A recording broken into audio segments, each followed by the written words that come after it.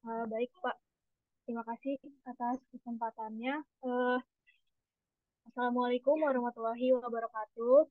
Selamat siang kepada Bapak Pujiono selaku dosen pengampu mata kuliah Manajemen Strategik dan juga teman-teman yang udah hadir hari ini. Pada kesempatan kali ini saya dan teman-teman saya dari kelompok 8 akan memaparkan mengenai materi strategi in the global environment atau strategi di wilayah global atau lingkungan global. Boleh di next.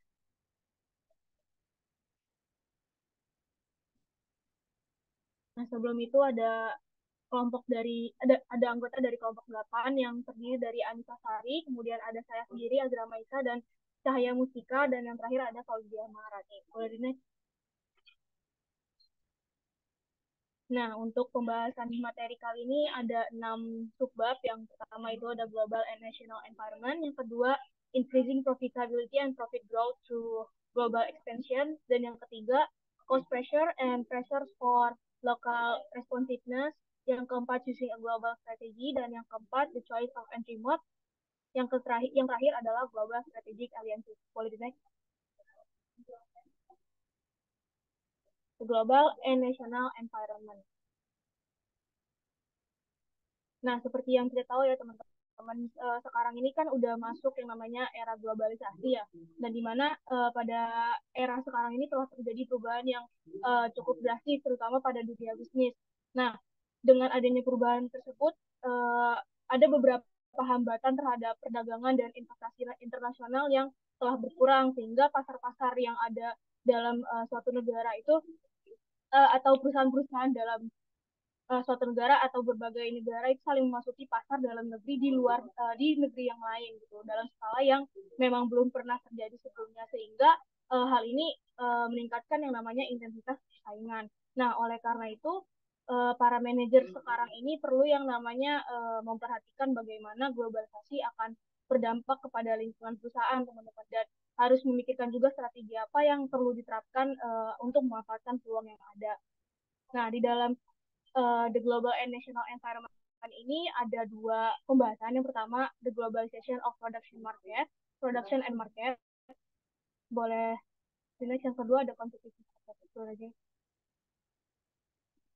Nah, di Globalization of Production and Market ini uh, globalisasi produksi itu telah meningkat karena yang tadi teman-teman adanya hambatan perdagangan dan investasi internasional yang lebih rendah. Nah, uh, hal ini memungkinkan perusahaan-perusahaan itu untuk memanfaatkan perbedaan nasional dalam hal biaya dan juga kualitas faktor produksi seperti tenaga kerja, energi, tanah, dan modal yang memungkinkan suatu perusahaan untuk menurunkan struktur biaya dan meningkatkan keuntungannya. Nah, sementara untuk globalisasi pasar sendiri itu terdapat pendapat bahwa sistem perekonomian dunia sekarang ini sedang bergerak gitu teman-teman ke sistem di mana pasar nasional udah merupakan entitas yang berbeda dan terisolasi satu sama lain karena adanya hambatan-hambatan yang udah saya sebut sebelumnya.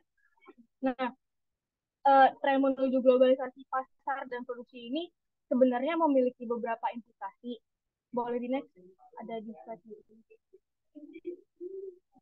Nah, ini ada 3 implikasi atau pengaruhnya ya teman-teman di dalam persaingan di dunia industri. Yang pertama itu batas industri tidak hanya berhenti dalam skala nasional.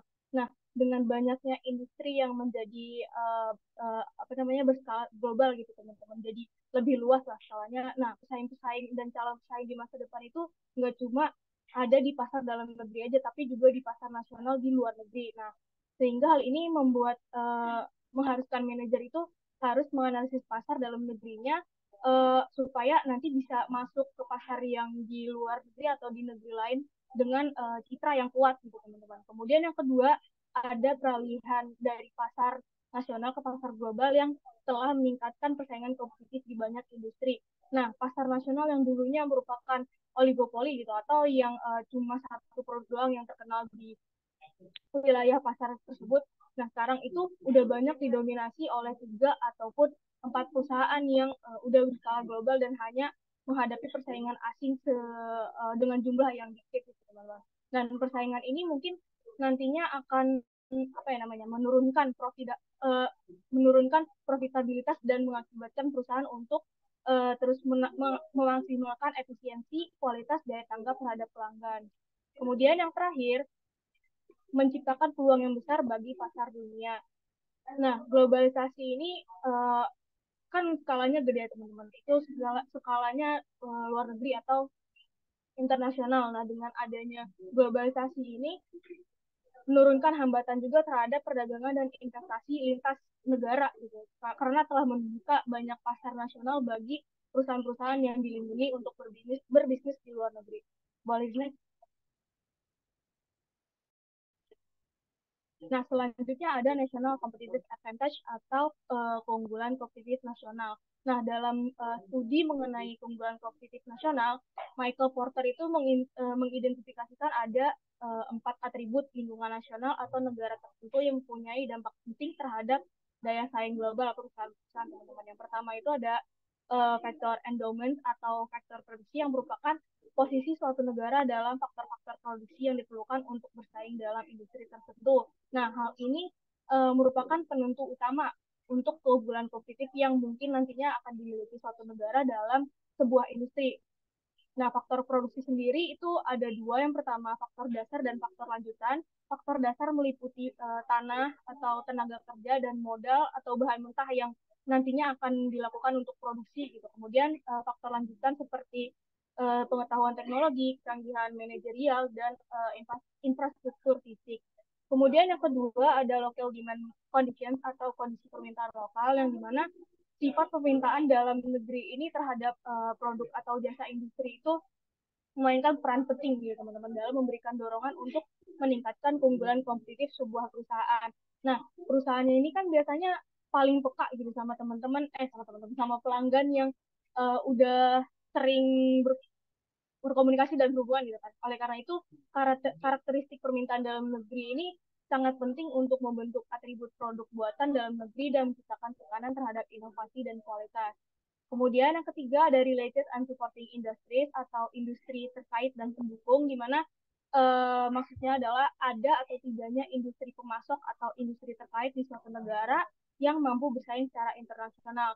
Nah, mereka ini memanfaatkan investasi di mana faktor produksi lanjutan itu dapat mendukung dan meluas ke suatu industri di sebuah negara tersebut. Kemudian yang keempat itu ada from strategy, structure, and rivalry atau strategi, struktur, dan persaingan perusahaan. Dan dalam from strategy, structure, and rivalry ini ada yang pertama, kondisi negara itu mengatur bagaimana perusahaan nantinya akan diciptakan, diorganisir, dan dikelola gitu teman-teman. Ketika mereka memasuki yang namanya pasar di luar negeri atau di negeri yang lain. Kemudian yang kedua, empat persaingan domestik. Nah, dalam persaingan domestik ini terdapat hubungan yang kuat antara persaingan domestik dalam suatu industri teman-teman, di mana persaingan ini memaksa atau mengharuskan perusahaan mencari cara untuk meningkatkan efisiensi yang nantinya uh, membuat mereka dapat bersaing secara lebih baik gitu, di internasional. Boleh di next. Nah, ini ada alur dari National Competitive Advantage. Teman-teman bisa lihat sendiri dari keempat National Competitive Advantage itu sebenarnya saling berkaitan ya teman-teman. Gimana suatu perusahaan itu harus punya yang namanya factor endowment, kemudian intensity of rivalry, kemudian local demand conditions, dan competitiveness of related and supporting industry. Boleh the next.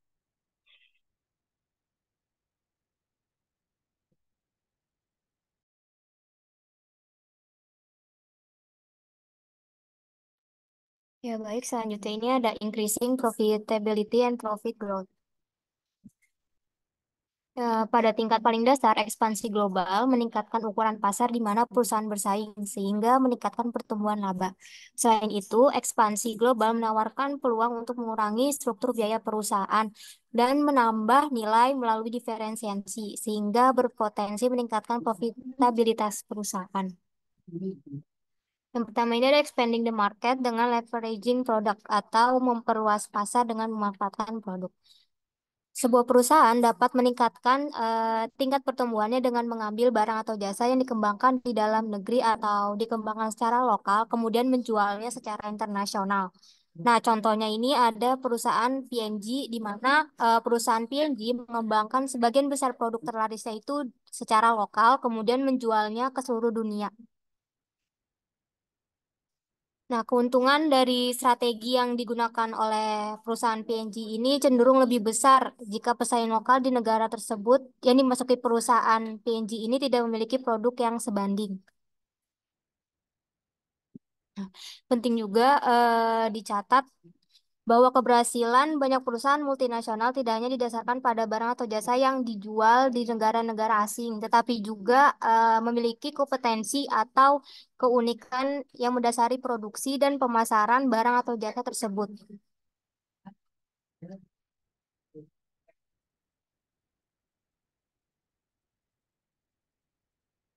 Selanjutnya itu ada realizing cost economies from global volume. Jadi selain menumpukan lamba dengan lebih cepat, perusahaan dapat merealisasikan penghematan biaya dari skala ekonomi sehingga meningkatkan profitabilitas dengan memperluas volume penjualan melalui ekspansi global. Nah, skala ekonomisnya ini berasal dari yang pertama, perusahaan dapat menurunkan biaya unit rata-rata dengan menyebarkan biaya tetap. Kemudian yang kedua, perusahaan berpotensi untuk memanfaatkan fasilitas produksi yang lebih intensif, yang mengarah pada produktivitas yang lebih tinggi, biaya yang lebih rendah, dan profitabilitas yang lebih besar. Contohnya ini, jika Intel hanya menjual mikroprosesor di Amerika Serikat, maka pabriknya itu mungkin hanya dapat beroperasi selama satu shift saja dengan waktu kerja 5 hari dalam seminggu. Namun dengan melayani pasar global dari pabrik yang sama, Intel ini dapat memanfaatkan aset-aset pabriknya selama 2 shift, kemudian hari kerjanya itu 7 hari dalam seminggu. Nah, dengan kata lain, modal yang diinvestasikan di pabrik-pabrik Intel digunakan secara lebih intensif jika Intel menjual produknya ini ke pasar global. Kemudian yang terakhir memungkinkan perusahaan untuk menawarkan biaya input utama dan meningkatkan profitabilitas. Nah, selain penghematan biaya yang berasal dari skala ekonomi, perusahaan yang menjual ke pasar global daripada pasar lokal mungkin dapat merealisasikan penghematan biaya lebih lanjut. Dengan menjual ke pasar global, perusahaan dapat meningkatkan volume penjualan dengan lebih cepat. Dan dengan demikian, outputnya pun kumulatif dari pabriknya yang pada gilirannya akan menghasilkan pembelajaran yang lebih cepat, produktivitas karyawan yang lebih tinggi, dan keunggulan biaya dibandingkan pesaingnya. Kemudian selanjutnya ada realizing location economies. Location economies adalah memanfaatkan ekonomi yang muncul dari melakukan kegiatan penciptaan nilai di lokasi yang optimal untuk kegiatan tersebut dimanapun itu. Jadi kayak misalkan contohnya itu perusahaan Apple. Jadi Apple mendesain iPhone dan mengembangkan perangkat lunaknya itu di California, namun melakukan perakitan akhirnya itu di Tiongkok karena perusahaan Apple ini percaya bahwa Tiongkok ini merupakan lokasi terbaik untuk melakukan berbagai aktivitas penciptaan.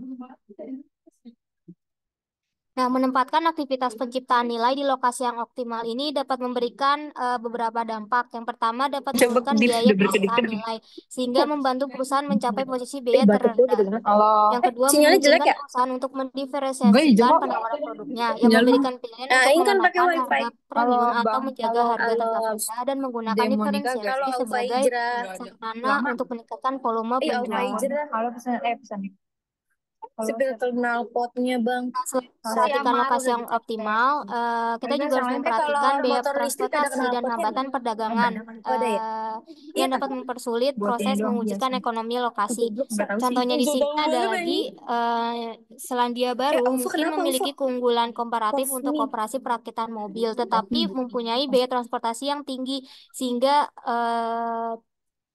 lokasinya itu tidak ekonomis untuk melayani pasar global. Nah, mungkin perusahaan-perusahaan di Amerika Serikat ini bisa memilih ke negara Asia atau Meksiko, di mana memiliki tiga keunggulan yang berbeda dari negara-negara kayak contohnya tadi di Selandia Baru.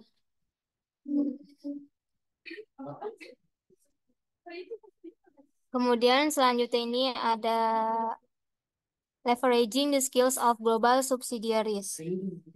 Memanfaatkan keterampilan yang diciptakan di dalam anak perusahaan dan menerapkannya pada operasi lain dalam jaringan global perusahaan dapat menciptakan nilai.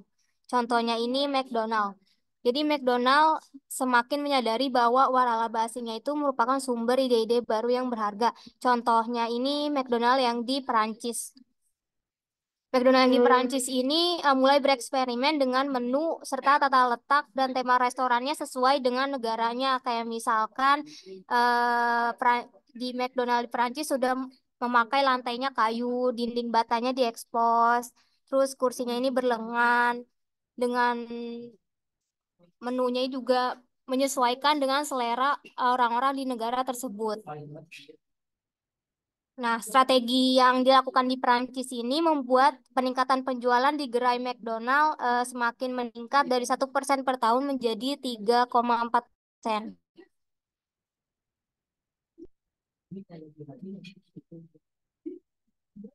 Nah, namun ada dampaknya nih terhadap para petinggi. Contohnya ini manajer. Manajer harus memiliki kerendahan hati untuk mengakui bahwa keterampilan yang berharga dapat muncul di mana aja di dalam jaringan global perusahaan.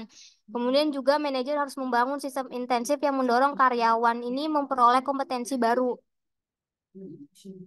Kemudian juga para manajer juga harus memiliki proses untuk mengidentifikasi ketika keterampilan baru yang berharga ini telah diciptakan di anak perusahaan. Dan akhirnya mereka juga perlu bertindak sebagai fasilitator atau membantu mentransfer keterampilan tersebut di dalam perusahaan.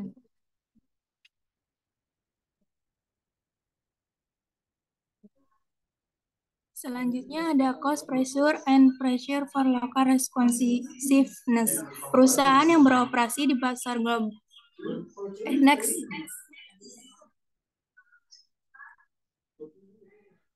Perusahaan yang beroperasi di pasar global umumnya dihadapkan pada dua jenis tekanan kompetitif, yaitu tekanan untuk mengurangi biaya dan tekanan untuk merespon kondisi lokal. Tekanan persaingan ini menghasilkan permintaan yang bertentangan pada perusahaan. Menanggapi tekanan untuk mengurangi biaya memerlukan usaha perusahaan untuk meminimalkan biaya unitnya. Untuk mencapai tujuan ini, perusahaan mungkin harus menetapkan kegiatan produksinya di lokasi yang saling menguntungkan secara biaya di seluruh dunia dan menawarkan produk standar ke pasar global untuk memanfaatkan skala ekonomi dan efek pembelajaran. Di sisi lain, merespon tekanan untuk menjadi responsif terhadap kondisi lokal mengharuskan perusahaan untuk membedakan penawaran produknya dan strategi pemasarannya dari negara ke negara untuk mengakomodasi variasi permintaan yang timbul dari perbedaan selera dan preferensi konsumen, praktik bisnis, saluran distribusi, kondisi persaingan, dan kebijakan pemerintah. Namun, diferensiasi antar pasar dapat menyebabkan duplikasi yang signifikan dan kurangnya standarisasi produk yang dapat meningkatkan biaya. Next.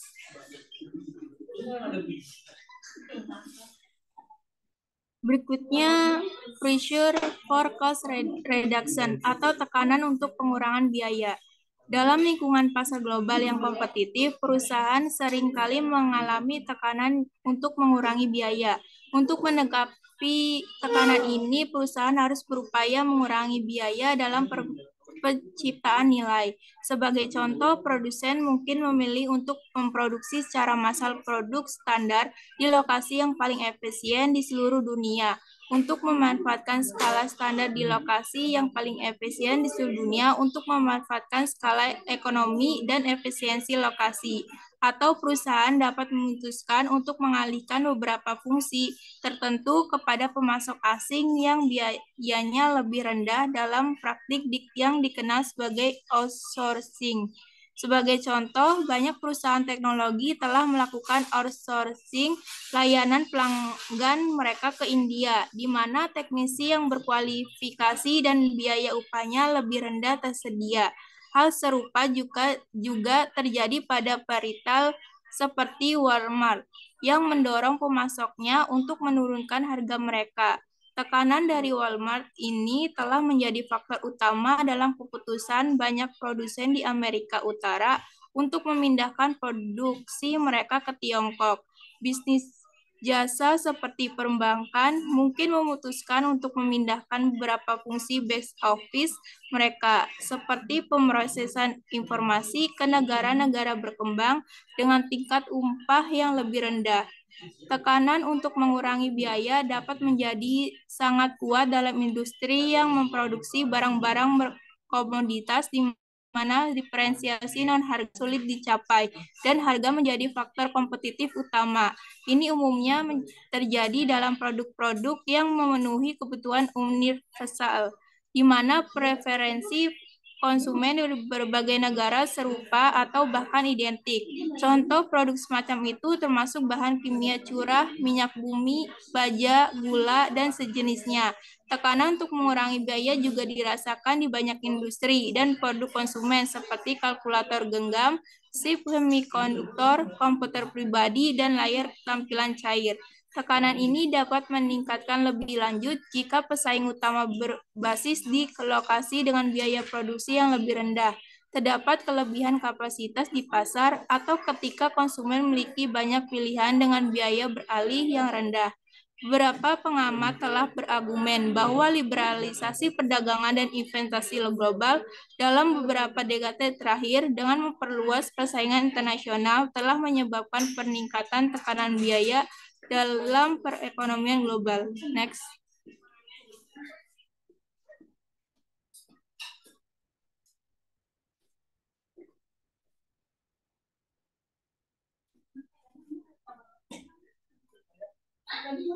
Selanjutnya ada pressure for local responsiveness atau tekanan terhadap responsivitas lokal.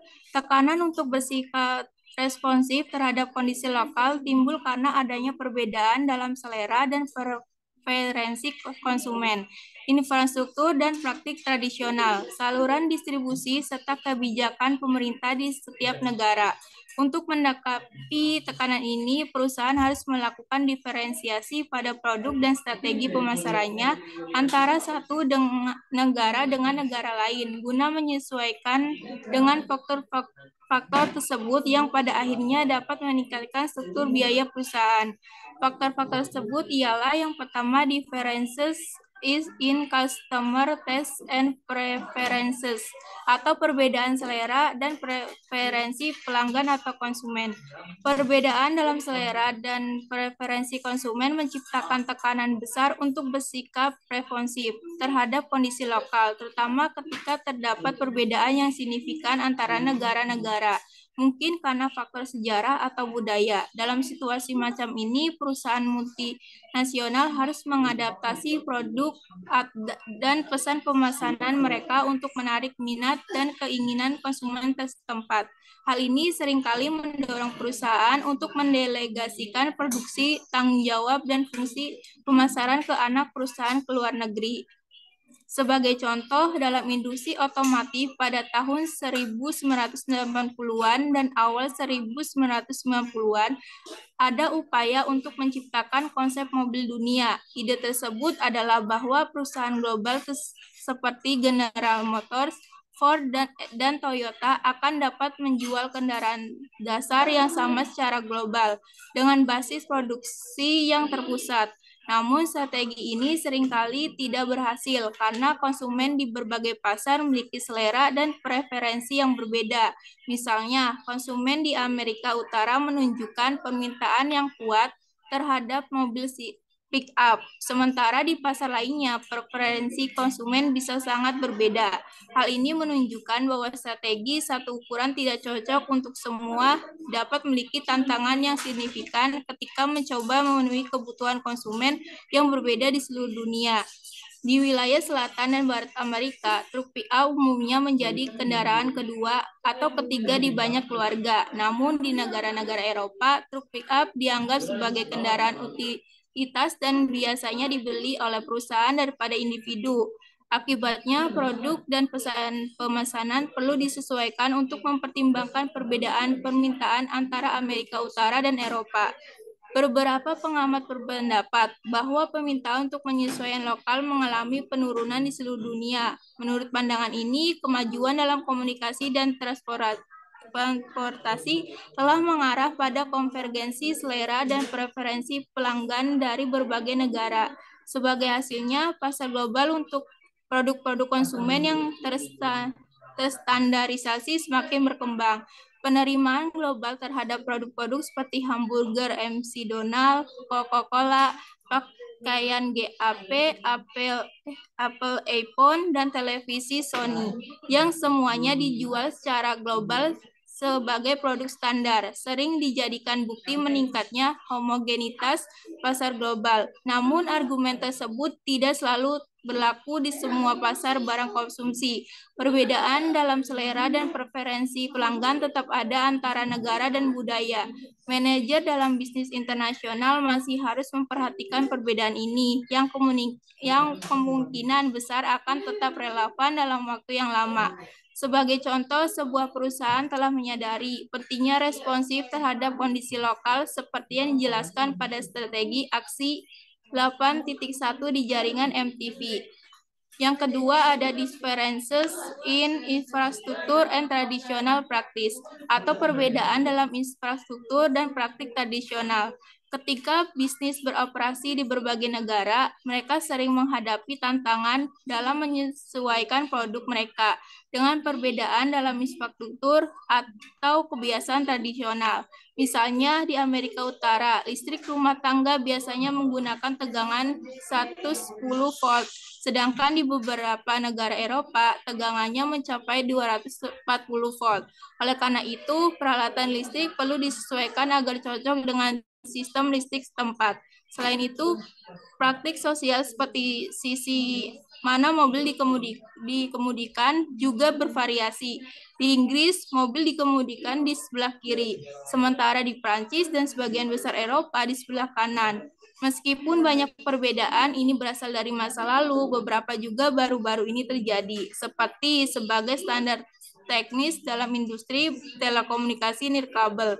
Sebagai contoh, di Eropa, GSM adalah standar umum, sementara di Amerika Serikat dan sebagian Asia, CDMA lebih umum. Ini berarti peralatan yang dibuat untuk satu standar mungkin tidak cocok dengan standar lainnya, sehingga memerlukan penyesuaian sesuai standar teknis yang berlaku di setiap negara. Yang ketiga, differences in distribution channel, atau perbedaan dalam saluran distribusi. Strategi pemasaran juga perlu disesuaikan dengan perbedaan saluran distribusi di setiap negara. Misalnya, dalam industri farmasi, cara produk didistribusikan di Inggris dan Jepang berbeda dengan Amerika Serikat. Dokter di negara-negara tersebut mungkin tidak merespon baik pada taktik penjualan tekanan tinggi yang diumum di Amerika Serikat, sehingga memerlukan pendekatan pemasaran yang berbeda, lebih santai dibanding agresif. Terkadang perbedaan dalam saluran distribusi tidak hanya karena perbedaan di geografis, tetapi juga faktor budaya dan ekonomi. Misalnya, supermarket memainkan peran yang berbeda dalam retail makanan di Brasil, Polandia, dan Rusia, sehingga memerlukan adaptasi dalam strategi distribusi dan penjualan. Yang terakhir, host government demands, atau tuntunan dari pemerintah tuan rumah. Pemerintah negara tempat bisnis beroperasi juga dapat mengatur aturan dan kebijakan yang memerlukan respon lokal. Sebagai contoh, perusahaan farmasi harus mengikuti uji klinis lokal, prosedur registrasi, dan batasan harga yang ditetapkan oleh pemerintah. Ancaman proteksionisme dan kebijakan lokal juga dapat memaksa perusahaan untuk memproduksi di dalam negeri sesuai dengan kebijakan pemerintahan setempat. Next.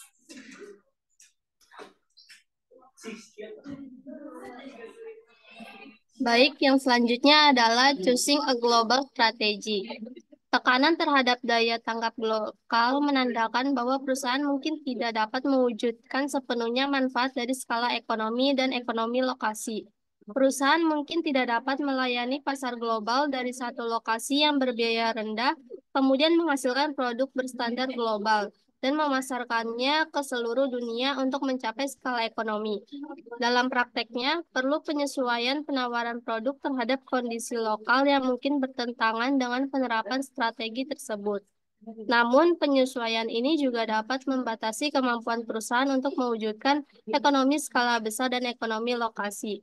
Sebaiknya perusahaan dapat memilih salah satu dari 4 strategis utama, di antaranya yaitu next.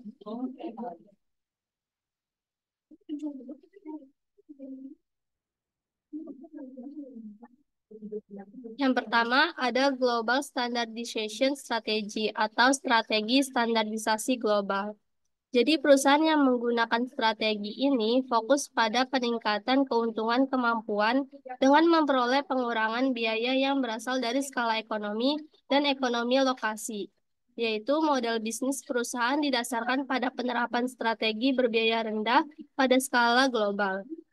Kegiatan produksi, pemasaran, dan penelitian dan pengembangan perusahaan yang menerapkan strategi ini fokus di beberapa lokasi yang menguntungkan.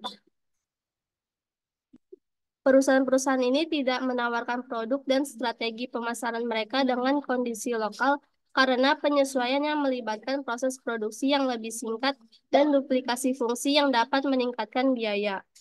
Contoh perusahaan yang menerapkan strategi ini diantaranya adalah Dell, Intel, dan Motorola. Kemudian strategi yang kedua adalah localization strategy atau strategi lokalisasi. Strategi ini berfokus pada peningkatan profitabilitas dengan menyesuaikan perusahaan barang atau jasa, sehingga barang tersebut memberikan kecocokan yang sesuai dengan selera dan preferensi di pasar nasional. Lokalisasi paling tepat apabila jumlah perbedaan antar negara dalam hal selera dan preferensi konsumen cukup besar, serta biayanya tekanannya tidak terlalu kuat. MTV adalah salah satu contoh perusahaan yang menerapkan strategi lokalisasi. Jika MTV melokalisasi programnya untuk memenuhi permintaan pemirsa di berbagai negara, perusahaan tersebut akan kehilangan pangsa pasarnya. Oleh karena itu, meskipun menimbulkan biaya, strategi lokalisasi menjadi penting bagi MTV. Karena biaya yang tinggi, MTV perlu memperhatikannya agar strategi lokalisasi dapat berjalan dengan efisien. Strategi yang ketiga adalah transnational strategi atau strategi transnasional. Perusahaan yang secara bersamaan menghadapi tekanan biaya yang besar dan tekanan yang kuat terhadap daya tangkap lokal perlu melakukan strategi ini. Hal tersebut sesuai dengan pendapat Christopher Bartlett dan Sumantra Ghoshal. Dua peneliti tersebut berpendapat bahwa dalam lingkungan global saat ini kondisi persaingan begitu ketat, sehingga untuk bertahan hidup perusahaan harus melakukan semua yang mereka bisa untuk menanggapi tekanan pengurangan biaya dan daya tangkap lokal.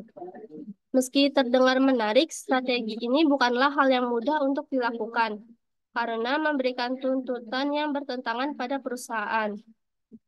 Perusahaan seperti 3M dan ABB atau konglomerat teknik multinasional yang berbasis di Swiss telah mencoba menggunakan sistem strategi transnasional dan mereka merasa sulit untuk menerapkannya. Kemudian strategi yang keempat adalah international strategy atau strategi internasional. Perusahaan multinasional yang termasuk dalam kelompok strategi internasional dapat dikatakan beruntung karena hanya dihadapkan pada tekanan biaya dan daya tangkap lokal yang rendah. Biasanya perusahaan-perusahaan ini menjual produk yang melayani kebutuhan universal. Maka mereka tidak dihadapkan pada tekanan untuk mengurangi struktur biaya. Contoh perusahaan ini adalah P&G dan Microsoft. Boleh di next?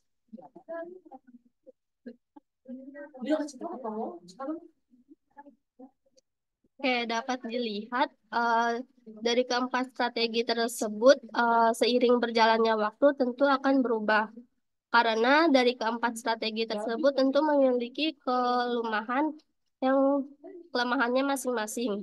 Oleh karena itu, ketika persaingan semakin ketat, strategi internasional dan lokalisasi menjadi cenderung kurang untuk dilaksanakan.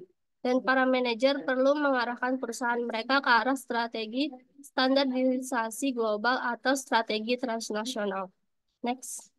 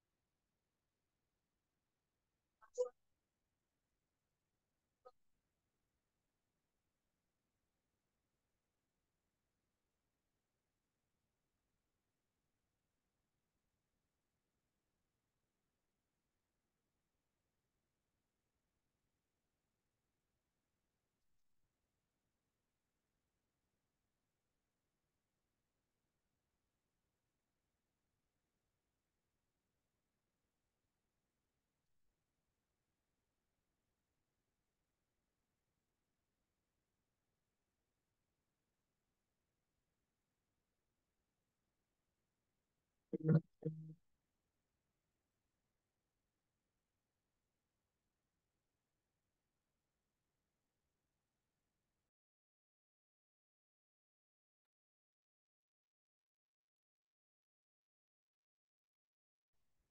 terdengar suara saya?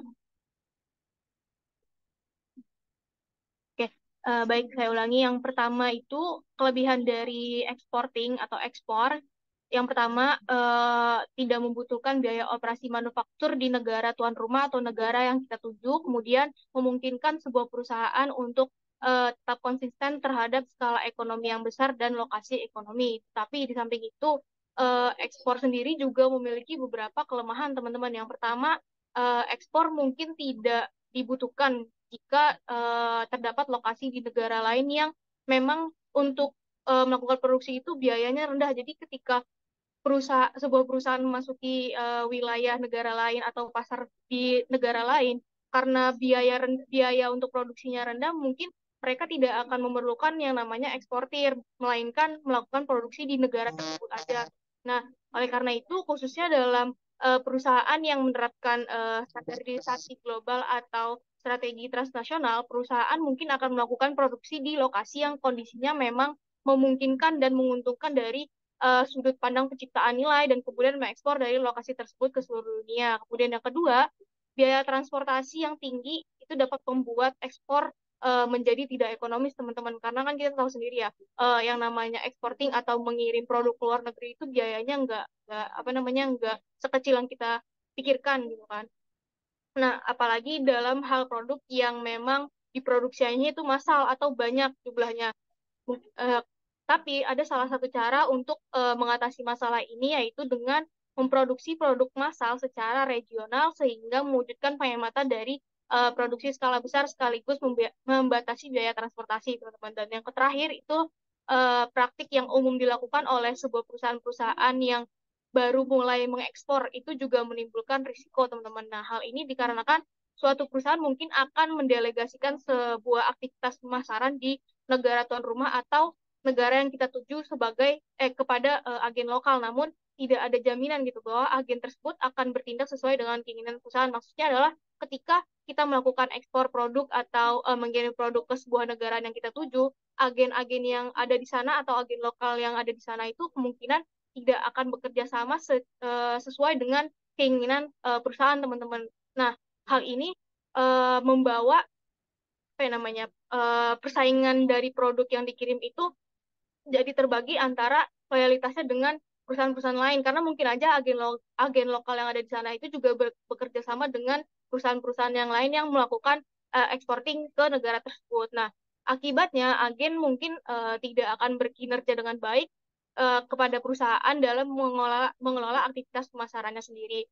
Kemudian yang licensing atau pemberian lisensi ini adalah perjanjian di mana pemegang lisensi atau lisensi membeli hak untuk memproduksi produk si penerima lisensi ini atau lisensor dengan biaya yang nantinya dinegosiasikan, teman-teman. Nah, kemudian lisensor akan menyediakan sebagian besar modal yang nantinya diperlukan untuk membuka operasi di luar negeri atau melakukan produksi produk di negara yang dituju.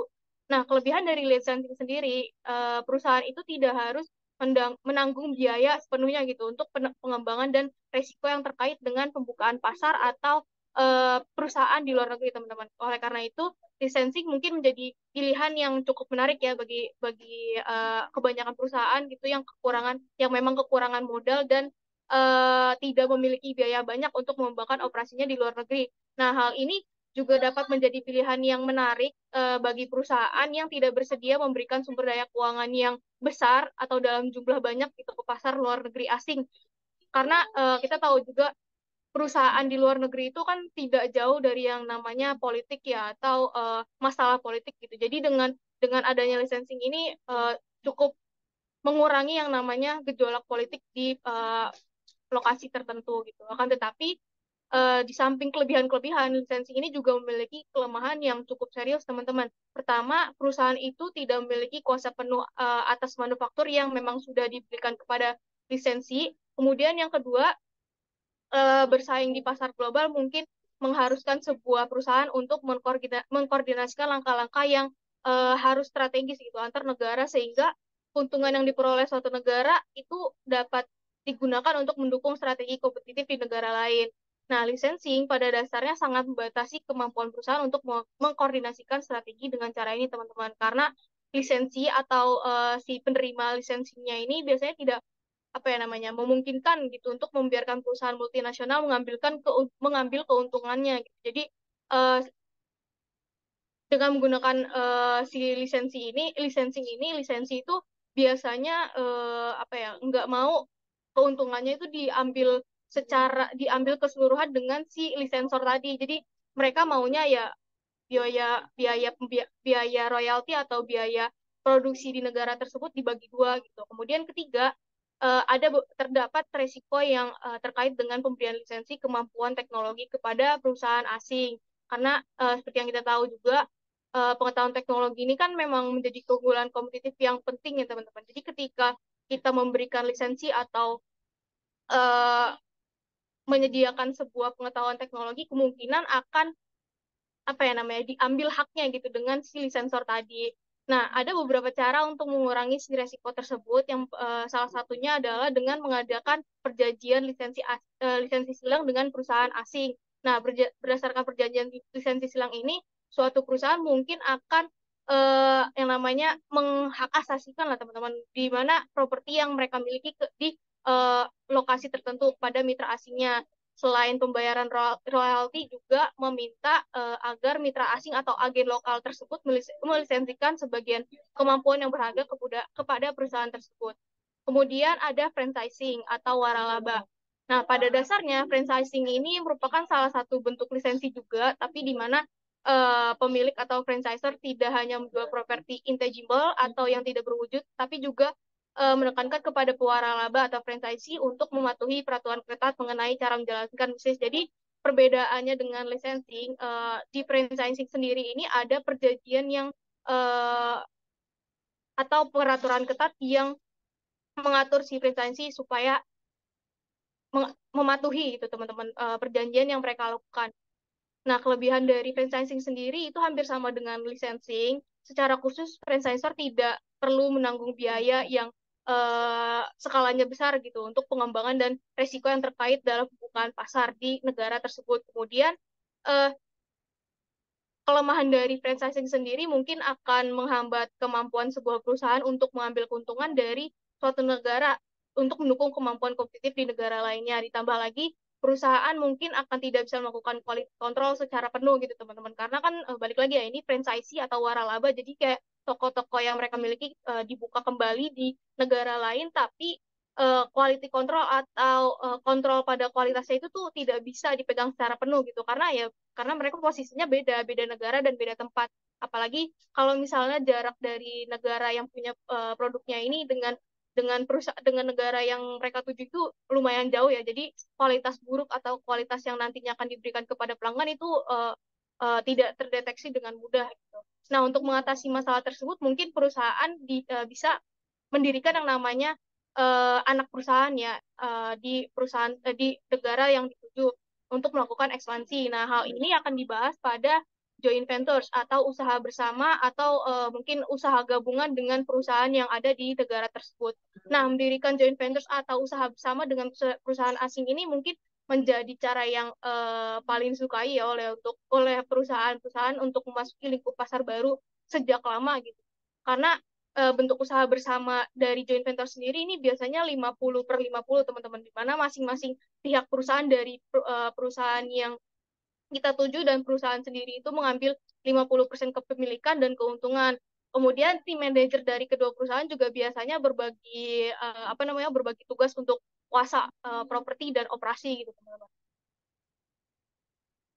Usaha bersama ini sendiri juga memiliki kelebihan. Yang pertama, sebuah perusahaan mungkin dapat mengambil manfaat dari pengetahuan agen lokalnya mengenai kondisi persaingan, budaya, bahasa, sistem politik, maupun sistem-sistem bisnis yang ada di negara lokal atau di negara tuan rumah tersebut, teman-teman yang kita tuju nantinya. Kemudian yang kedua, ketika biaya pengembangan dan resiko pembukaan pasar di luar negeri tinggi, perusahaan itu mungkin dapat memperoleh keuntungan yang lumayan gitu karena mereka kan bagi dua tadi ya sebenarnya yang sebelumnya saya bilang 50/50. Jadi mungkin untuk keuntungan dan kuasanya itu lebih dibilang adil gitu. Kemudian ketiga, di beberapa negara pertimbangan politik menjadi usaha bersama sebagai satu-satunya cara masuk pasar di sebuah negara yang paling memungkinkan gitu. Secara historis aja mungkin banyak perusahaan Amerika Serikat yang merasa lebih mudah gitu untuk mendapatkan izin jika mereka mendirikan usaha di Jepang dibandingkan mendirikan perusahaan sendiri gitu. Karena atau mencoba masuk pasar dengan caranya sendiri gitu. Tapi dengan bekerja sama dengan mitra di Jepang ini mungkin akan lebih mempermudah cara masuk pasarnya karena seperti perusahaan Xerox aja, Xerox kan sekarang udah bekerja sama dengan Fuji ya untuk menjual mesin-mesin fotokopi gitu atau mesin-mesin yang sejenisnya di Jepang dan itu udah cukup terkenal juga. Tapi terlepas dari kelebihan yang ada, usaha bersama atau joint venture ini juga memiliki beberapa kelemahan yang cukup besar, teman-teman. Pertama, seperti halnya licensing yang tadi, perusahaan yang melakukan usaha bersama itu beresiko menyerahkan kuasa atas teknologi. Jadi pengetahuan-pengetahuan teknologi yang mereka miliki kemungkinan akan dipindah tangan kuasanya kepada mitra yang ada di negara tersebut. Nah, salah satu opsinya untuk mengurangi resiko ini adalah dengan memegang kepemilikan mayoritas dalam usaha tersebut. Jadi, ya balik lagi ini sebenarnya menyangkut ke wholly owned subsidiaries atau membuat anak perusahaan sepenuhnya gitu. Jadi dengan memegang kepemilikan mayoritas ini itu akan memungkinkan si perusahaan untuk mengurangi resiko yang tadi. Dan opsi lainnya itu adalah wall off atau menjauhkan diri dari teknologi yang kita miliki gitu agar tidak mempengaruhi kinerja dan teknologi yang mitra miliki. Jadi kedua usaha uh, yang ada yang saling bekerja sama ini tidak saling mempengaruhi satu sama lain, teman-teman. Kemudian yang kedua, usaha bersama atau joint ventures ini juga tidak memberikan perusahaan atas kuasa penuh gitu terhadap anak perusahaan untuk merealisasikan kurva perekonomian dan lokasi ekonomi di negara tuan rumah. Bahkan hal ini juga memungkinkan beberapa perusahaan tidak memiliki kuasa penuh teman-teman terhadap anak perusahaan yang dimiliki untuk terlibat dalam bersaing secara global. Kemudian yang terakhir ada wholly owned subsidiaries atau anak perusahaan yang dimiliki sepenuhnya. Nah, anak perusahaan yang dimiliki sepenuhnya ini adalah anak perusahaan yang benar-benar sahamnya itu dipegang 100% oleh perusahaan induk. Jadi, ketika kita ingin membangun sebuah perusahaan di negara lain, kita memegang kuasa sepenuhnya dengan anak perusahaan tersebut. Nah, untuk mendirikan anak perusahaan di luar negeri ini, perusahaan juga dapat mendirikan operasi yang benar-benar baru atau bahkan mengakuisisi perusahaan yang emang udah ada sebelumnya, teman-teman.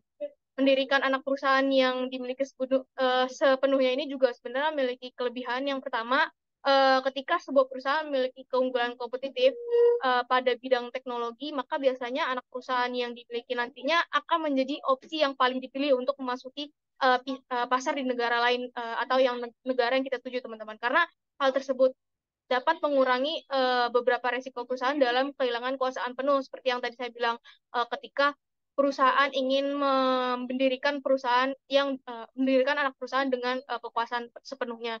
Nah, maka dari itu biasanya anak perusahaan yang dimiliki sepenuhnya ini menjadi cara yang cenderung sering dipakai juga oleh perusahaan terutama di bidang teknologi dan industri seperti semikonduktor, komputer, elektronik, bahkan farmasi itu sering menggunakan cara atau metode anak perusahaan yang dikuasai sepenuhnya ini untuk memasuki pasar nasional yang ada di negara lain.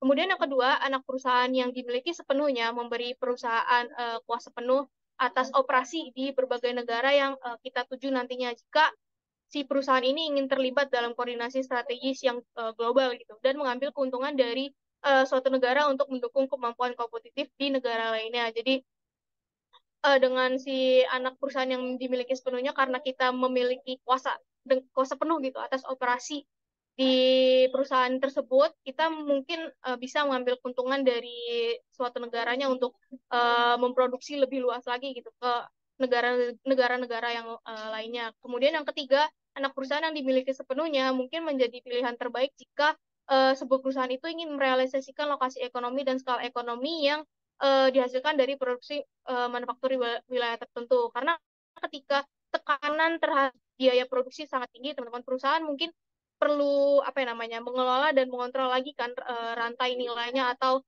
biaya-biaya yang mereka akan gunakan untuk produksi ke depannya gitu supaya proses yang nantinya akan dilakukan dapat dimaksimalkan untuk memperoleh keuntungan dan manfaat gitu. Tapi di sisi lain anak perusahaan yang dimiliki sepenuhnya juga itu cukup mahal dalam pelaksanaannya karena ini kan ditanggung semua sama perusahaan induknya mulai dari biaya, resiko ataupun produksinya segala macam. Jadi mungkin ini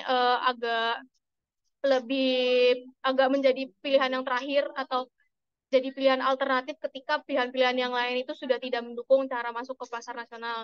Nah, namun mengakuisisi perusahaan atau di dengan bekerja sama dengan perusahaan yang ada di negara tersebut itu juga menimbulkan beberapa masalah tambahan seperti misalnya adanya kayak tabrakan budaya gitu atau gabungan budaya karena lebih balik lagi kan ini dengan adanya mendirikan sebuah perusahaan di negara lain mungkin budaya kerjanya beda, budaya produksinya beda. Nah, dengan mengakuisisi perusahaan tersebut mungkin akan mempengaruhi pendapatan yang lebih berpengaruh ke depannya. Dan di sini ada perbedaan-perbedaan yang tadi sudah saya jelaskan juga, teman-teman bisa dibaca aja. Boleh di next.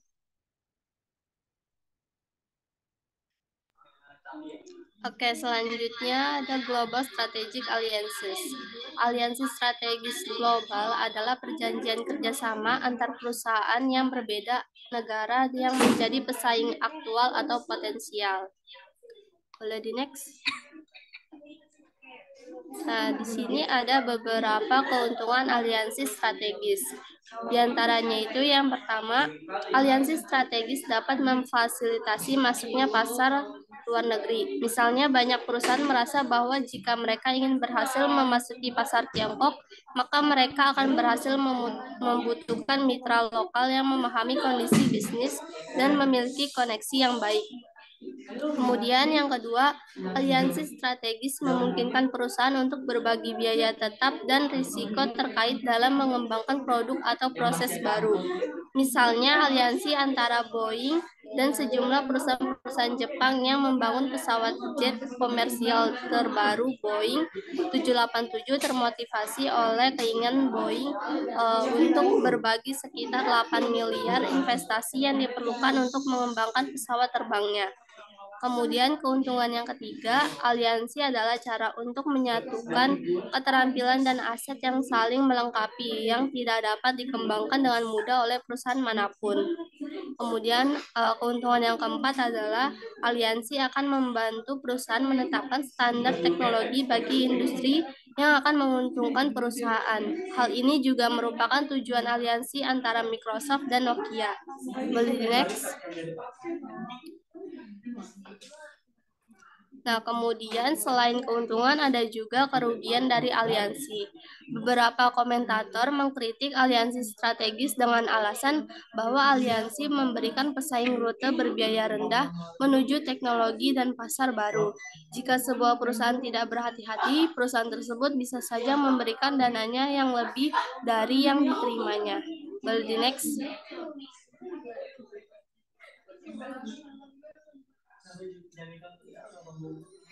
Kemudian ada beberapa cara untuk membuat aliansi strategis berhasil. Yang pertama adalah pemilihan mitra.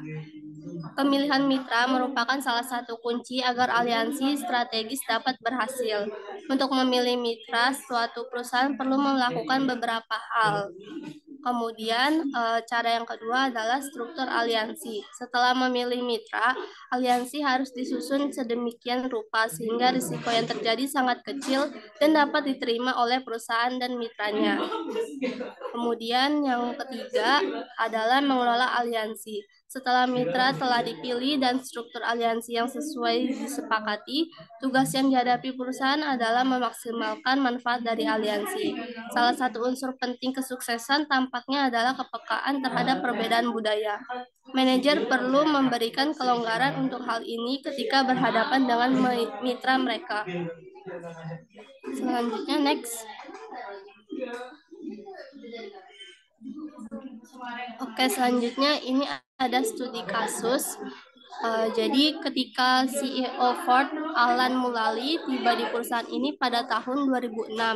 Setelah lama berkarir di Boeing, ia terkejut ketika mengetahui bahwa perusahaan ini memproduksi satu Ford Focus untuk Eropa dan satu Ford Focus yang sama sekali berbeda untuk Amerika Serikat. Dapatkah Dapatkah Anda bayangkan memiliki satu Boeing 737 untuk Eropa dan satu 737 untuk Amerika Serikat? Katanya pada saat itu. Karena strategi produk ini, Ford tidak dapat membeli suku cadang yang sama untuk kendaraan, tidak dapat berbagi biaya pengembangan, dan tidak dapat menggunakan pabrik fokus Eropa untuk membuat mobil untuk Amerika Serikat, atau sebaliknya. Dalam bisnis yang mengutamakan skala ekonomi, hasilnya adalah biaya tinggi. Kemudian untuk pertanyaannya, apa yang salah dari strategi yang digunakan oleh Ford dan solusi apa yang harus dilakukan oleh Ford? Bagi teman-teman yang mengetahui jawaban dari studi kasus ini, boleh langsung raise hand aja.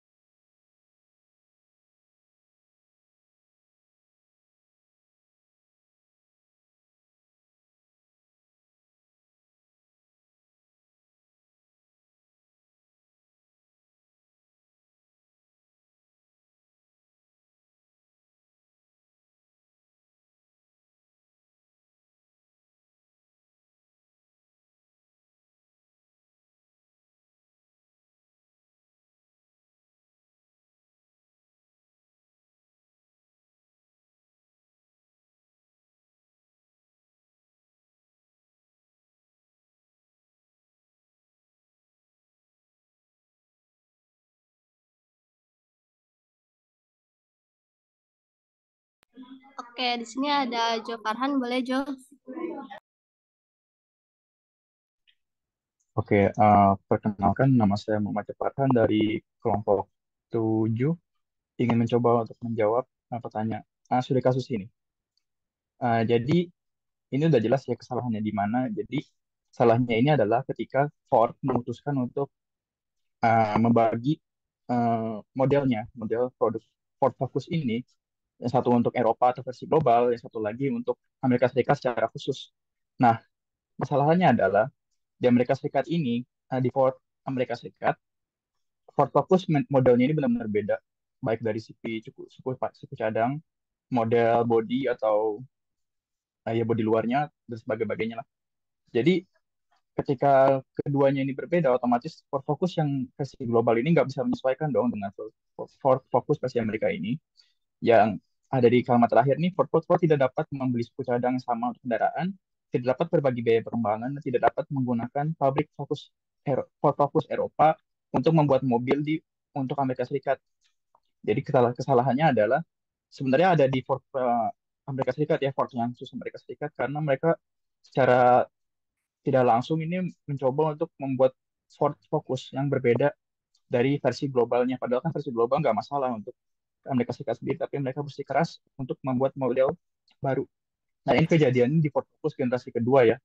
Di tahun 2006 itu munculnya Ford Focus generasi kedua. Jadi solusi yang mungkin dapat diterapkan oleh Ford ini dan diterapkan sebenarnya. Jadi Ford ini ketika merilis Ford Focus generasi ketiga, pada akhirnya menyatukan model juga suku cadang yang digunakan untuk Ford Focus Amerika Serikat untuk disamakan secara menyeluruh dengan versi global. Jadi nggak ada lagi itu model yang berbeda, pabrik yang menggunakan suku cadang yang berbeda, semuanya itu tetap sama, sehingga mereka dapat membagi resource, baik itu keuangannya maupun suku cadangnya, antar perusahaan meskipun mereka berdua ini berbeda pabrik. Gitu. Jadi Ford hanya menjual satu model Ford Focus tanpa membagi model ataupun membedakan modelnya baik dari yang versi global maupun versi yang Amerika Serikat untuk di Ford Focus generasi ketiga yang sampai saat ini pun ada mobilnya. Gitu mungkin jawabannya. Oke, terima kasih kepada Jo atas tanggapannya. Jadi benar ya jawabannya itu strategi Ford yang salah adalah perusahaan Ford memfokuskan satu jenis mobil untuk di Eropa dan jenis yang lainnya itu di Amerika Serikat. Sehingga Ford ini tidak dapat membeli suku cadang yang sama untuk seluruh kendaraan dan tidak dapat berbagi biaya pengembangan dan tidak dapat menggunakan pabrik yang fokusnya untuk Eropa untuk wilayah lain. Kemudian solusinya itu Ford dapat menggunakan strategi One Ford di mana perusahaan menciptakan beberapa jenis mobil yang dapat digunakan di mana saja dan di seluruh dunia dengan menggunakan suku cadang yang sama dan akan dibuat di pabrik-pabrik yang sama di seluruh dunia. Ini akan mengurangi biaya. Oke, next.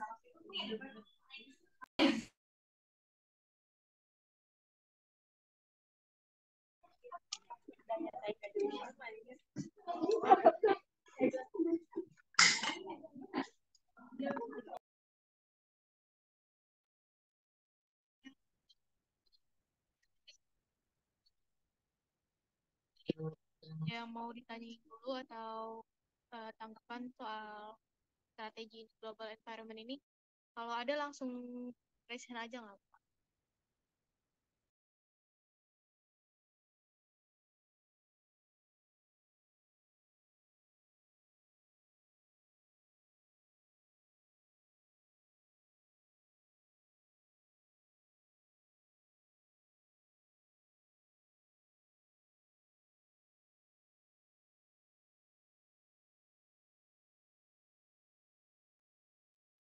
Oke, boleh dari Wiwit, Rena, dan Zana ya.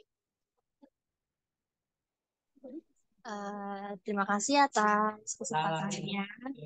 Perkenalkan, nama saya Zahna Shanti Santia dari kelompok 12. Ingin bertanya, menurut kelompok kalian, apakah terdapat situasi di mana tekanan biaya dapat bertentangan dengan tekanan untuk respon lokal? Dan bagaimana perusahaan dapat mengatasi konflik tersebut untuk tetap kompetitif di pasar global yang semakin kompleks? Terima kasih. Baik, terima kasih Zana atas pertanyaannya. Boleh dilanjut, Marina. Oke, baik. Perkenalkan, nama saya Marina Aska dari kelompok 9. Izin bertanya, bagaimana sih cara perusahaan mengetahui mitra yang baik gitu? Apakah ada ciri-ciri atau hal-hal yang perlu dilakukan perusahaan sebelum melakukan kerjasama?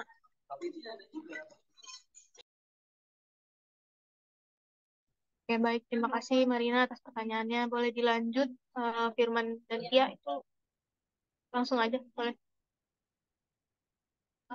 Baik, terima kasih atas waktunya. Perkenalkan, nama saya Tia Tika dari kelompok 12. Izin bertanya, menurut kelompok kalian, apa yang akan terjadi apabila salah satu atribut nasional competitive advantage tidak terpenuhi? Terima kasih. Baik, terima kasih Tia atas pertanyaannya. Sapna, boleh.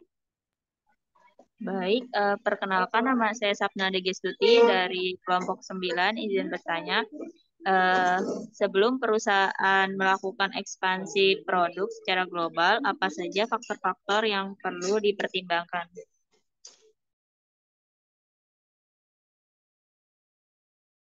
Baik, terima kasih Sapna atas pertanyaannya.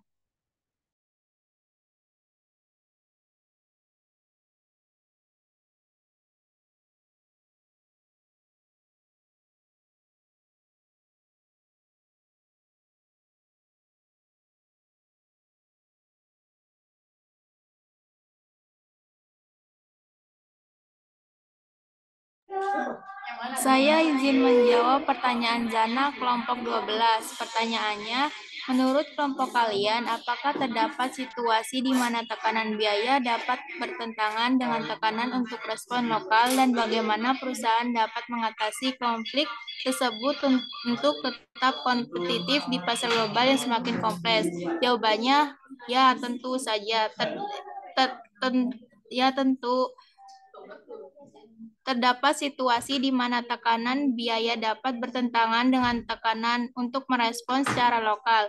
Perusahaan multinasional seringkali menghadapi tantangan dalam mencari keseimbangan antara efisiensi biaya melalui standarisasi global dan kebutuhan untuk menyesuaikan produk serta layanan dengan preferensi dan budaya lokal. Dari satu sisi, perusahaan ingin menekankan biaya operasional dengan meminimalkan variasi dalam desain produk, proses produksi, dan strategi pemasaran. Hal ini memungkinkan mereka untuk memanfaatkan ekonomi skala dan efisiensi. Namun di sisi lain, pasar lokal seringkali memiliki preferensi dan kebutuhan yang unik, sehingga produk dan layanan perlu disesuaikan untuk memenuhi permintaan tersebut. Untuk tetap kompetitif di pasar global yang semakin kompleks, perusahaan dapat menerapkan beberapa strategi. Yang pertama, standarisasi selektif. Maksudnya perusahaan dapat mempertahankan standarisasi global untuk komponen atau aspek produk yang kurang sensitif secara budaya, seperti teknologi inti atau proses manufaktur, sementara mengizinkan penyesuaian lokal untuk aspek lain seperti desain, pemasaran, dan layanan pelanggan. Yang kedua, modularitas produk. Maksudnya dengan merancang produk yang modular, perusahaan dapat mempertahankan sebagian besar komponen standar sambil memungkinkan penyesuaian lokal dengan mengganti atau memodifikasi beberapa modul tertentu. Yang ketiga, desentralisasi pengambilan keputusan. Maksudnya, perusahaan dapat mendelegasikan wewenang pengambilan keputusan kepada unit bisnis lokal atau regional, sehingga mereka dapat merespon dengan lebih cepat dan efektif terhadap kebutuhan pasar setempat. Yang keempat, kemitraan lokal. Maksudnya perusahaan dapat membentuk kemitraan dengan perusahaan lokal atau mengakuisisi merek lokal yang sudah mapan untuk mengakses pengetahuan pasar dan jaringan distribusi yang ada. Yang terakhir, segmentasi pasar. Maksudnya perusahaan dapat mengidentifikasi segmen pasar global yang memiliki preferensi dan kebutuhan serupa, lalu menyesuaikan penawaran produk dan layanan untuk setiap segmen tersebut. Nah, dengan menerapkan strategi ini, perusahaan dapat mencapai keseimbangan antara efisiensi biaya melalui standarisasi global dan kemampuan untuk merespon kebutuhan pasar lokal, sehingga mereka dengan tetap kompetitif di pasar global yang semakin kompleks. Apakah sudah jelas, Jana?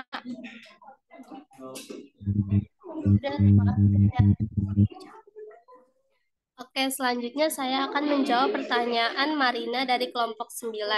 Tadi pertanyaannya itu bagaimana cara perusahaan mengetahui mitra yang baik? Apakah ada ciri atau hal-hal yang perlu dilakukan perusahaan sebelum melakukan kerjasama? Jadi ada 3 ciri utama mitra yang baik itu seperti apa? Yang pertama, mitra yang baik tentu akan membantu perusahaan mencapai tujuan strategis seperti mencapai akses pasar, berbagi biaya dan risiko pengembangan produk baru, atau mendapatkan akses terhadap kompetensi inti yang penting. Kemudian ciri yang kedua, mitra yang baik memiliki visi misi yang sama dengan calon perusahaan aliansi untuk mencapai tujuan aliansi yang selaras dengan dua belah pihak. Kemudian ciri yang ketiga adalah mitra yang baik tidak mungkin akan melakukan eksploitasi kepada aliansinya secara oportunitis, yaitu seperti mengambil alih pengetahuan teknologi perusahaan, tetapi balasan yang diberikan kepada perusahaan aliansi tersebut sedikit, sehingga dapat menimbulkan kerugian di salah satu pihak. Kemudian untuk bisa memilih mitra dengan ketiga ciri yang sudah disebutkan tadi, perusahaan perlu melakukan beberapa hal, seperti mengumpulkan informasi umum yang relevan dengan calon aliansi, mengumpulkan data perusahaan apa saja yang telah bekerja sama dengannya, dan yang terakhir adalah dengan melakukan pertemuan langsung untuk memastikan kerjasama yang akan terjalin itu dapat berhasil dan menghasilkan keuntungan antar dua belah pihak. Kepada Marina, apakah sudah cukup terjawab? Iya, sudah terjawab. Terima kasih, Nisa. Oke, sama-sama. Ya, selanjutnya saya akan menjawab pertanyaan dari Sapna kelompok 9 dengan pertanyaan, sebelum perusahaan melakukan ekspansi produk secara global, apa saja faktor-faktor yang perlu dipertimbangkan? Nah, faktor-faktor yang perlu dipertimbangkan perusahaan itu yang pertama, perusahaan harus meneliti pasar global yang ingin dimasuki untuk mengidentifikasi peluang dan menentukan negara mana yang paling cocok untuk dilakukan ekspansi nantinya. Terus yang kedua, produk perusahaan juga harus disesuaikan dengan kebutuhan dan preferensi konsumen di pasar global negara tersebut. Terus yang ketiga, perusahaan harus menganalisis juga pesaing mereka di pasar global yang akan mereka masuki dan mengembangkan strategi yang berbeda untuk menarik perhatian para konsumen. Terus yang keempat, perusahaan harus mematuhi peraturan dan regulasi perdagangan yang berbeda di setiap negara. Dan yang terakhir itu ada sumber daya. Perusahaan harus memiliki sumber daya yang memadai seperti tenaga kerjanya, infrastrukturnya, ataupun keuangan untuk mendukung ekspansi global perusahaan mereka nanti. Itu apakah untuk Sapna apakah sudah terjawab? Baik, Fauzia, terima kasih. Terima kasih Sapna. Baik, selanjutnya saya akan menjawab pertanyaan dari Tia, kelompok 12, di mana tadi pertanyaannya adalah menurut kelompok kami, apa yang akan terjadi apabila salah satu atribut National Competitive Advantage atau NCA itu tidak terpenuhi. Nah, menurut kelompok kami ada beberapa dampak yang mungkin nanti akan berpengaruh ya terhadap daya saing sebuah perusahaan, teman-teman. Dan ini lumayan bisa dibilang negatif atau kurang gitu dampaknya. Yang pertama adalah penurunan daya saing ekonomi. Nah, di penurunan daya saing ekonomi ini ada ketidakmampuan gitu untuk menarik investasi asing. Apalagi tadi kan sudah disebutin juga ya national competitive advantage dari sebuah perusahaan itu ada faktor produksi dan uh, kondisi permintaan lokal, di mana ini mungkin akan berpengaruh dengan investor-investor asing yang cenderung memilih sebuah negara dengan NCA yang benar-benar memenuhi keinginan mereka gitu teman-teman. Kemudian adanya penurunan ekspor dan penurunan ekspor dari sebuah perusahaan di suatu negara tertentu karena ya kurangnya kompetitif di pasar global sehingga tingkat ekspornya pun menurun, teman-teman.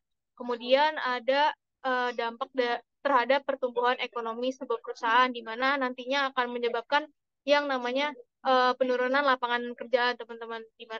Penurunan daya saing ekonomi ini dapat menghilangkan lapangan kerja karena perusahaan mungkin terpaksa gitu untuk merumahkan karyawan atau bahkan memindahkan operasi mereka ke negara lain yang dapat mendukung national competitive advantage-nya atau meningkatkan NCA mereka gitu teman-teman. Nah, kemudian yang selanjutnya adalah penurunan tingkat hidup di mana dengan adanya penurunan lapangan kerja tadi mungkin akan berhubungan juga dengan tingkat hidup karyawan atau tingkat hidup masyarakat yang nantinya tidak bekerja lagi gitu teman-teman karena adanya ketidakstabilan ekonomi dari penghasilan mereka sebagai karyawan dari perusahaan sebelumnya gitu. Kemudian yang ketiga adanya ketergantungan pada negara lain. Nah, karena sebuah perusahaan itu tidak memiliki salah satu national competitive advantage tadi atau salah satunya itu tidak terpenuhi, mungkin akan membuat perusahaan ini bergantung dengan negara lain gitu atau negara yang dituju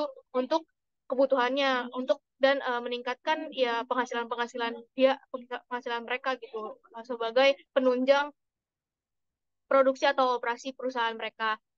Kemudian adanya kerentanan terhadap eksploitasi. Nah, negara atau sebuah perusahaan yang ada di negara tersebut tidak memiliki NCL yang lengkap atau yang terpenuhi gitu, mungkin lebih rentan terhadap eksploitasi oleh negara lain ya karena mereka sama-sama tidak memiliki kekuatan tawar-menawar gitu antara perusahaan yang satu dengan perusahaan yang lainnya. Kemudian adanya dampak terhadap sosial dan politik di mana ini mengakibatkan yang namanya ketidakpuasan masyarakat, teman-teman, karena ya balik lagi tadi mereka tidak memenuhi yang namanya salah satu NCA atau National Competitive Advantage-nya yang tidak dapat menarik masyarakat gitu sebagai ciri khas atau keunikan mereka dalam menyebarkan produksi atau operasi di negara yang mereka tuju.